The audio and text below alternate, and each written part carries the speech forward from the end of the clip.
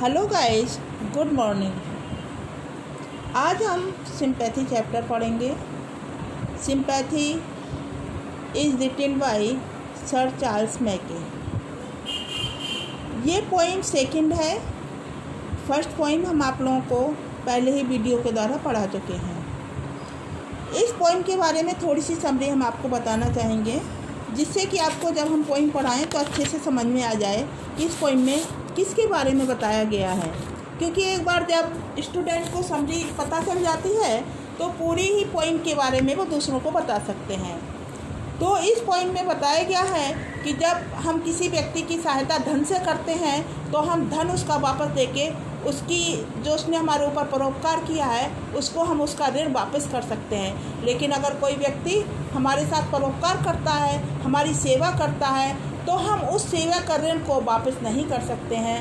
तो परोपकार या सेवा धन से भी बड़ा मूल्यवान वस्तु है, जो कि हर व्यक्ति के पास नहीं होती है। ना हर व्यक्ति दूसरे को अपनी सेवा, हाथ पैरों से सेवा जो है देना चाहता है।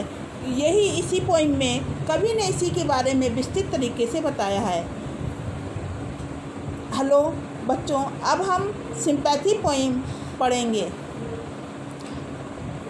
आई ले इन सॉरो डीप डिस्ट्रेस।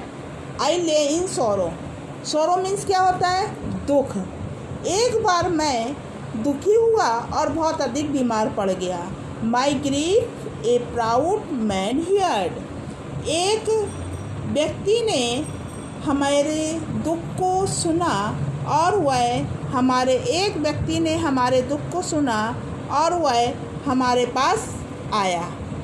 उसने कुछ धन देकर मेरी सहायता की और but not a kindly word. लेकिन जब उसने मुझे बीमार देखा, कोई भी एक सहानुभूति का शब्द भी मेरे प्रति नहीं बोला।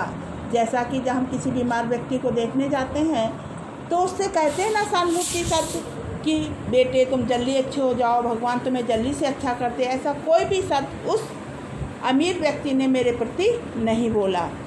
कुछ दिनों के बाद जब मेरा दुख समाप्त हो गया, मैं ठीक हो गया, तो मैंने उसका धन उसको वापस कर दिया। जिस धन के द्वारा देकर उसने मेरी सहायता की थी, मैंने उसका वह धन वापस कर दिया। अब मैं उसके सामने सम्मान के साथ खड़ा हो सकता था और मैंने बड़े सम्मान के साथ खड़ा होके मैंने उसको धन्यवाद कहा। उसने जो मेरी सहायता की उसके प्रति मैंने अपनी कृतज्ञता को व्यक्त किया। एक बार दोबारा फिर मैं बीमार पड़ा, फिर मैं दुखी हुआ और फिर मुझे बहुत अधिक किसी व्यक्ति की आवश्यकता हुई। एक गरीब व्यक्ति वहाँ से गुजर रहा था। उसने जब मेरा दुख और दर्द देखा तो उसने मेरा सिर दबाया, मेरी बहुत अधिक सेवा की, मुझे भोजन बनाकर खिलाया और इसके बाद उसने दिन रात मेरी सेवा में वह व्यक्ति लगा रहा।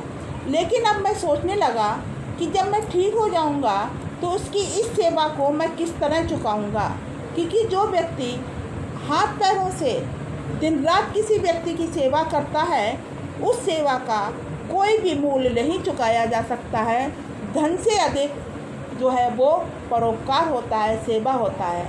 तो गाइस, यह पोइम यहीं पर समाप्त होती है। और अगर आपको कुछ भी ना समझ में आया हो या कोई भी लाइन आप लोगों को न समझ में आई हो तो आप इस चैनल में चैट पर लिख सकते हैं और मैं आप लोगों को उस चैट पर दोबारा उस लाइन का अर्थ आपको समझा देंगे।